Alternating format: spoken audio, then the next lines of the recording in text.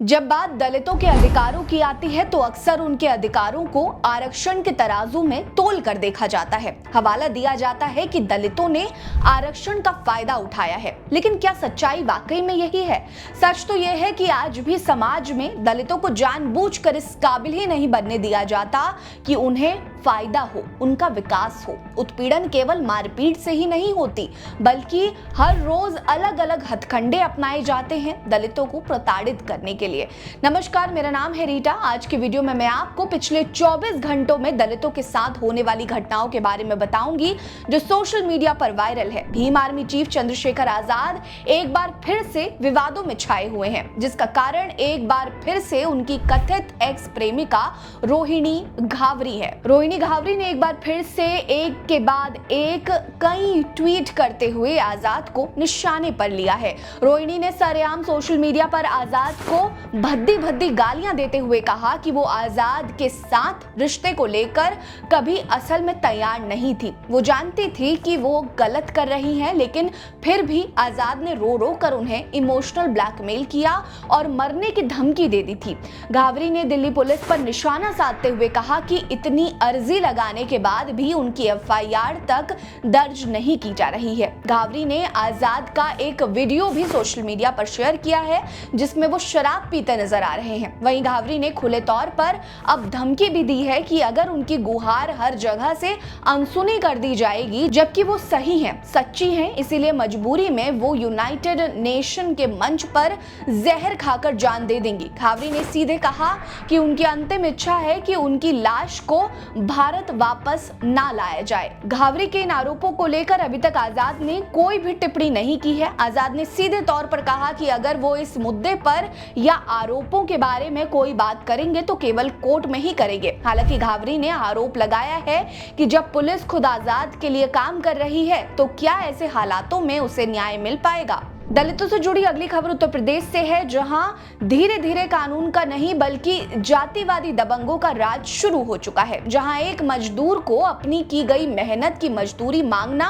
इतना भारी पड़ गया कि उसकी कीमत केवल उसने ही नहीं बल्कि उसके घर की औरतों ने भी चुकाई। दरअसल ये मामला ग्रेटर नोएडा के रबुपुरा का है, जहाँ एक दलित मजदूर को तीर्थली गाँव के दूसरे समुदाय के 5 लोगों ने गरीब मजदूर के घर में घुसकर बुरी तरह से मारपीट। इतना ही नहीं, बीच बचाव करने आई महिलाओं को भी नहीं छोड़ा गया, उन्हें भी बुरी तरह से पीटा गया। शिकायतकर्ता विपिन जाटव ने पुलिस को बताया कि उसके छोटे भाई महेश ने आरोपी के घर पर मजदूरी की थी, जिसका कुछ पैसा बकाया था, लेकिन जब महेश वो पैसे लेने गया तो आरोपी ने उसके साथ मारपीट की। इतने से भी आरोपी का दिल नहीं भरा तो वो महेश के घर 4 और लोगों के साथ पहुंचा, जहां दबंगों ने महेश की बहन अनीता, पत्नी भारती और मां रामवती के साथ अभद्र व्यवहार किया और उनके साथ भी पूरी तरह से मारपीट की। इस मारपीट के हमले में महेश और उसकी बहन अनीता बुरी तरह घायल हो गए और दोनों का इलाज चल रहा है।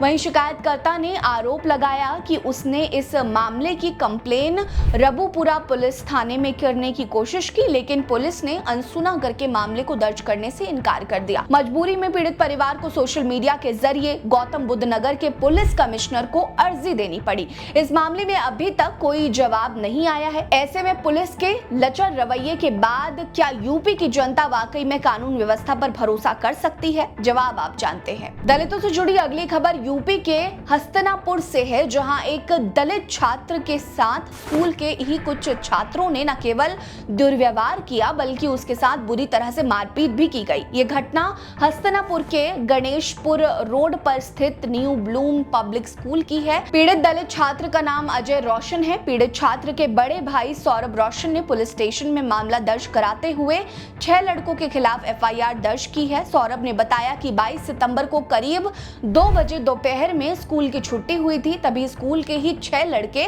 पहले से योजना बनाकर अजय को परेशान करने लगे। अजय ने जब इसका विरोध किया तो लड़कों ने उसे जाति सूचक गालियां देना शुरू कर दिया और बुरी तरह से पीटने लगे। इस मारपीट का वीडियो भी सोशल मीडिया पर वायरल हो रहा है। पुलिस ने तुरंत दलित नाबालिग छात्र के मामले में संज्ञान लेते हुए स्कूल प्रशासन से पूछताछ शुरू कर दी है। जल्दी इस मामले की जांच पूरी होने के आरोपी छात्रों के खिलाफ सख्त से सख्त कार्रवाई की जाएगी। दलितों से जुड़ी अगली खबर यूपी के बरेली से ही है, जहां एक नाबालिग दलित लड़की के साथ बलात्कार के मामले में 25 साल के आरोपी को स्पेशल पॉस्को कोर्ट ने 20 साल की सजा सुनाई गई है। इतना ही नहीं, पीड़िता को बरगलाने वाली एक 35 साल की महिला को भी 10 साल की सजा सुनाई गई है। दरअसल ये मामला पीलीभीत जिले का है, जहां 18 मई 2018 को 35 साल की कौशल्या देवी 15 साल की नाबालिग दलित बच्ची को अपने साथ ये कहकर ले गई कि उसे शौच के लिए जाना है। पीड़िता और कौशल्या देवी गन्ने के खेतों के पास पहुंचे तो आरोपी विपिन, जो कि उस वक्त 18 साल का था, पहले से ही घात लगाकर बैठा हुआ था।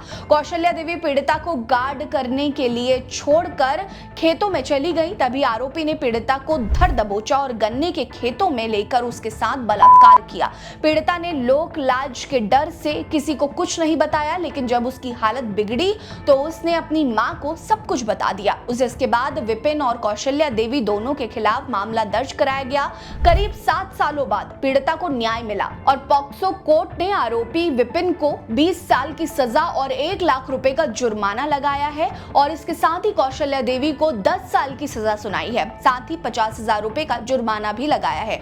कोर्ट ने कहा कि अगर जुर्माना की रकम नहीं दी जाती है तो विपिन की 6 महीने और कौशल्या देवी की 3 महीने की सजा और बढ़ा दी जाएगी। दलितों से जुड़ी अगली खबर राजधानी दिल्ली से सामने आई। दिल्ली सरकार ने दलित छात्रों के हायर एजुकेशन को लेकर एक कल्याणकारी योजना शुरू करने का फैसला किया है, जिस योजना के तहत दलित छात्रों को IAS, JEE, मेडिकल और अन्य प्रतियोगी परीक्षाओं की मुफ्त कोचिंग मुहैया कराई जाएगी। इससे पहले भी दलित स्कॉलरशिप इनिशिएटिव शुरू हुई थी, लेकिन इरेगुलरिटीज के कारण ये बंद करवा दी गई थी। दिल्ली सरकार ने कहा कि बहुत से ऐसे दलित छात्र हैं जो आर्थिक रूप से कमजोर होने के कारण बेहतर कोचिंग नहीं ले पाते हैं, जिसे देखते हुए ये योजना शुरू की जाएगी।